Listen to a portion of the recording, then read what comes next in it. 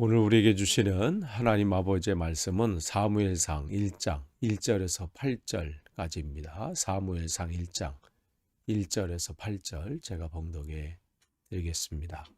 에브라임 산지 라마다임 소빔에 에브라임 사람 엘가나가 하는 사람이 있으리. 그는 여로함의 아들이요 엘리후의 손자요 도후의 증손이요 숲의 현손이더라. 그에게 두 아내가 있었으니 한 사람의 이름은 한나요 한 사람의 이름은 분인나라. 분인나에게는 자식이 있고 한나에게는 자식이 없었더라. 이 사람이 매년 자기 성읍에서 나와서 실로에 올라가서 만군의 여호와께 예배하며 제사를 드렸는데 엘리의 두 아들 홈리와 비느하스가 여호와의 제사장으로 거기 있었더라.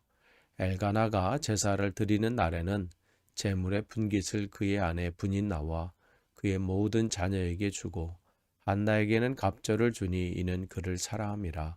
그러나 여호와께서 그에게 임신하지 못하게 하시니 여호와께서 그에게 임신하지 못하게 하심으로 그의 적수인 분인나가 그를 심히 격분하게 하여 괴롭게 하더라. 매년 한나가 여호와의 집에 올라갈 때마다 남편이 그가 취함에 분인나가 그를 격분시키므로 그가 울고 먹지 아니하니 그의 남편 엘가나가 그에게 이르되 한나여 어찌하여 울며 어찌하여 먹지 아니하며 어찌하여 그대의 마음이 슬프냐 내가 그대에게 열 아들보다 낫지 아니하냐 하니라. 아멘. 오늘 이제 우리 새벽 기도회부터 우리가 이제 사무엘상을 나누도록 하겠습니다. 여러분 이제 룻기서를 기억하시면 그 시작이 이렇게 시작됐잖아요. 사사들이 치리하던 때에 그렇게 되어 있어요. 사사들이 사사 시대에는 이제 여호수아가 죽은 다음부터 사무엘 왕이 이제 등극하기 전까지 그 시기잖아요. 그 시기인데 대략 한 350년간 그는 사사 시대에 있었습니다. 사실 사사라고 하는 것은 임시직이죠. 하나님께서 원래 제사장들과 또 레위인들을 통해서 하나님 말씀을 그들에게 주시고 또 그들은 그 말씀을 가지고 백성들을 신앙으로 교육하면서 또 하나님의 뜻이 또 이 시대에 하나님의 뜻이 무엇인지 또 분별해서 그 시대에 그 말씀을 행하고 또 그 말씀을 나누고 또 이러한 역할들을 해야 되는데 사사 시대를 이렇게 보면 제사장들과 레위인들이 하는 이들이 전무했습니다. 그냥 물론 뭐 그저 제사를 드리고 예식을 행하는 일에는 몰두를 했지요. 그러나 그 시대에 그들이 존재하는 이유 또 하나님께서 무엇을 원하시는지 그 시대 상황을 파악하지 못하고 헤매는 거죠. 그래서 사사 시대를 요약하면 뭐라고 기록하고 있나요? 그 시대에는 왕이 없으므로 그러면서 뭐라고 그래요? 자기 소견에 옳은 대로 행했다. 그게 요약이에요. 왕이 왜 없어요? 왕이 하나님이신데 그들에는 눈에 보이는 이방 땅의 그런 왕을 요구하는 거죠. 그러니까 이 자기 소견에 옳은 대로 행하는 것이 그 시대의 실상이었어요. 자기 생각대로, 자기 감정대로, 자기 기분대로, 자기 뜻대로 행한 거예요. 기분 좋을 때는 하나님을 찾았겠지요. 그러나 또 상황이 어렵고 또 그렇게 되면 또 자기 생각대로 이러한 일들이 일어난 거죠. 그래서 사사기 21장 25절 마지막은 바로 그렇게 끝을 맺고 있습니다. 그러한 때에 이제 이 하나님께서는 이방 여인이었지만 하나님의 말씀을 붙잡고 살았던 룻을 통해서 하나님은 어떠한 분인지를 우리에게 보여주십니다. 또 오늘 사무엘상 1장 1절은 거기 또 한 사람을 소개하는데 엘가나라는 사람을 소개해요. 역대상에 보면 이 엘가나는 레위인입니다. 레위인인데, 즉 하나님 말씀을 백성들에게 가르치고 그 말씀대로 그들이 바로 설 수 있도록 애를 쓰는 사람이죠. 그 사람이 거한 곳을 뭐라고 기록하고 있냐면 에브라임 산지, 에브라임이라는 그곳에 그 지역에 라마다임 소빔이라는 작은 성읍에 거하는 그 레위인 한 사람을 소개하고 있습니다. 그러면서 그 사람이 어떠한 가문의 사람인지 쭉 소개하고 있는데, 사실 이 사무엘상이 시작되면서 그 당시에 정치적이나 경제적인 정치나 종교적인 중심지였던 뭐 실로의 한 사람이 소개되는 것도 아니고, 그렇다고 익히 사람들이 알만한 도시인 무슨 베델이든지 또 헤브론이든지 뭐 세겜이든지 뭐 이러한 지역이 아닌 우리 생소한 라마다임 소빔, 발음하기도 잘 쉽지 않은 그런 그 작은 성읍에 사람이 등장이 돼요. 근데 이걸 보면 그 당시 작은 성읍이었고, 겉으로 볼 때는 뭐 저기서 뭔가 대단한 사람이 나오겠나 뭐 이러 할 정도의 성읍이지만, 하나님이 일하시는 방법을 보시면 성경의 전체적인 내용들 통해서도 마찬가지잖아요. 예수님이 오셨을 때 빌립이 자기가 만난 그 예수님을, 메시아이신 예수님을 자기 친구 나다나엘에게 소개하잖아요. 그럴 때 그 친구가 뭐라고 대답하나요? 야, 나사렛에서 무슨 대단한 사람이 나오겠냐? 그렇게 말할 정도로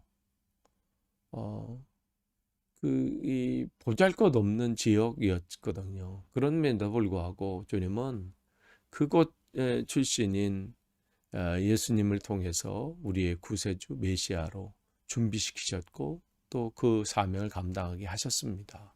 그러니까 우리가 성경 전체를 통해서 보면 우리가 하는 게 아니에요. 우리 형편을 보면 내가 뭘 할 수 있을까? 내 형편이나 또 내 건강 상태나 나이나 뭐 여러 가지 볼 때 나보다는 저 사람이 대단하고 뭐 비교해 볼 때 자기는 너무 초라하고 부족하고 뭐 이런 것들이 좀 더 크게 보이잖아요. 그런데 하나님은 그 사람의 형편이나 상황을 통해서 하시는 게 아니라 중심을 보시는 분이에요. 그렇기 때문에 다윗이, 아니 시골에서 양똥이나 치던 다윗이 어떻게 왕이 될 그 사람이었나요? 한 시대를 어떻게 이끌 그러한 사람이었나요? 그 사람이 대단해서가 아니라 하나님은 그 중심을 보고 계셨고, 그가 하나님 앞에 붙들렸기 때문에 하나님 마음에 합한 사람이기 때문에 그를 하나님이 세우셔서 하나님의 일들을 감당하게 하신 겁니다. 그러니까 성경은 하나님이 하신다 이 말씀 하시는 거예요. 내가 너를 통해서, 보잘것없는 너를 통해서, 네 스스로도 나는 아무 할 수 없다고 말하는 너를 통해서, 내가 너를 통해서, 그런 너를 통해서 내가 행한다. 모세도 마찬가지죠. 그의 나이 80이에요. 다윗의 시인 시편 90편을 모세의 시인 시편 90편을 한번 보세요. 모세가 뭐라고 얘기해요? 사람들이 보통은 70이고 강건하면 80을 산다고 얘기할 정도로 자기 나이가 정말 건강해서 80이 됐지만 이제는 생을 마감해야 될 노인이에요. 그런데 세상적인 기준으로 봐서는 뭔가 할 그 시간이 아니에요. 근데 하나님은 그 노인인 모세를 통해서 한 시대를 다시 이 한 시대의 역사를 쓰시잖아요. 오늘도 마찬가지예요. 여러분이 한 곳에 별 볼 일 없는 사람이라고 여러분 스스로 생각하더라도, 여러분 마음이 하나님, 세상 사람들은 또 나의 스스로도 그렇게 판단할진 몰라도 하나님 하나님께서 나를 사용하신다면 나는 하나님 앞에 귀하게 쓰임받을 수 있습니다. 하나님 나를 사용해 주옵소서 할 때 하나님의 놀라운 일들이 여러분을 통해서 나타납니다. 바로 엘가나를 통해서 하나님은 이 사무엘상을 또 열고 계세요. 그렇게 시작을 하는데 그 사람에게 아내가 있었어요. 한나라는 사람이 있었고 또 분인나라는 사람이 있었는데 우리가 주목해 볼 것은 한나예요.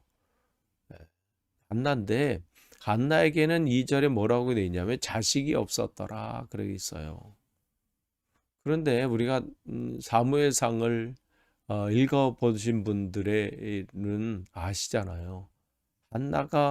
한나나 또 그 남편인 엘가나에게 문제가 없다는 것. 뭐 엘가나는 또 문제가 없는 건 이제 그 두 번째 부인인 분인나를 통해서 자식을 낳았으니까. 그렇다면 한나가 문제가 있었나요? 한나도 사실은 문제가 없었죠.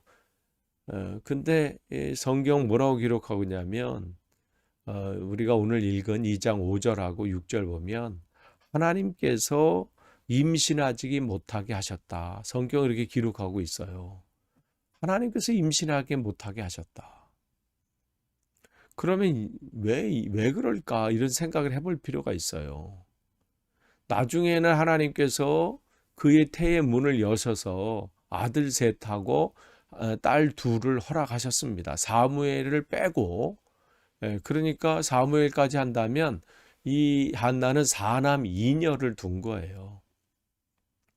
그렇다면 이 하나님께서 한 시대를 다시 시작하시고 그 상황을 통해서 이 사무엘을 귀하게 쓰임받게 하시는데 그 사무엘의 어머니인 한나, 그 한나가 지금 그의 태의 문이 닫혔단 말이죠. 근데 만약에 그래서 그것 때문에 오늘 우리가 읽은 5절, 6절 보면 고난을 당했다, 고통을 당했다 이렇게 기록하고 있습니다. 누구에게요? 다음 부인이었던 분인날에게 그랬다고 기록하고 있죠. 한나에게 그 고통이 오게 된 이유, 또 그 상황이 그에게 펼쳐진 이유는 몰라요. 그러나 한 가지 분명한 것은 뭐냐면 한나가 그 고난 때문에, 그 어려움 때문에 기도하기 시작했다는 거예요. 하나님이 한 사람을 쓰시려고 할 때 먼저 그에게 요구하시는 게 뭐냐면 하나님 앞에 간구하게 하셔요. 그 상황을 놓고, 그 형편을 놓고 기도하게 하신다는 거예요. 여러분에게 어려움이 있습니까? 여러분에게 감당하기 어려운 문제들과 또 고난들이 여러분에게 있습니까? 여러분 그 고난을 보고 낭망하고 원망하고 불평하면서 그 시간을 보내실 것이 아니라 그 상황을 놓고 하나님 앞에 간구하시기를 원합니다. 그 상황을 놓고 기도하시기를 시작하세요.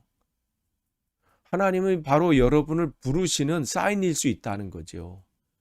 여러분을 만나길 원하시는 하나님의 계획이 거기 있을 수 있어요. 그게 아니면 여러분이 주님을 찾을 일이 없기 때문에 그래요. 한나가 만약에 그 고난이 없었으면 어쩌면 그렇게 몸부림치면서 기도하지 않을 수도 있어요. 사무엘이 나중에 미스바에 모여서 우리가 기도하자 하기 전까지 하나님 앞에 기도했던 사람이 없어요. 몸부림치면서 하나님께 나온 사람이 없었다는 거죠. 근데 하나님께서 그 한 사람을 지금 찾으시는 거예요. 그게 누구예요? 한나예요. 그래서 그 고난 가운데 주님은 그 한 사람을 부르시는 거죠. 우리가 이제 내일 살펴볼 거예요. 여러분 문제 있다고 그것 때문에 원망하고 좌절하고 쓰러져 있지 마시고 하나님이 여러분을 찾으시는 사인으로 보시길 바랍니다. 그때 구하는 거예요. 그때 하나님 앞에 나아가시길 바랍니다. 그 한 시대를 여시려고 하나님은 지금 한나를 부르시고 계시는 겁니다.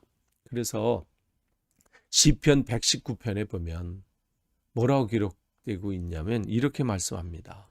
고난당하는 것이 내게 유익이라. 내가 이로써 주의 율례를 깨달았다, 배웠다. 이렇게 시편 119편은 얘기하고 있어요.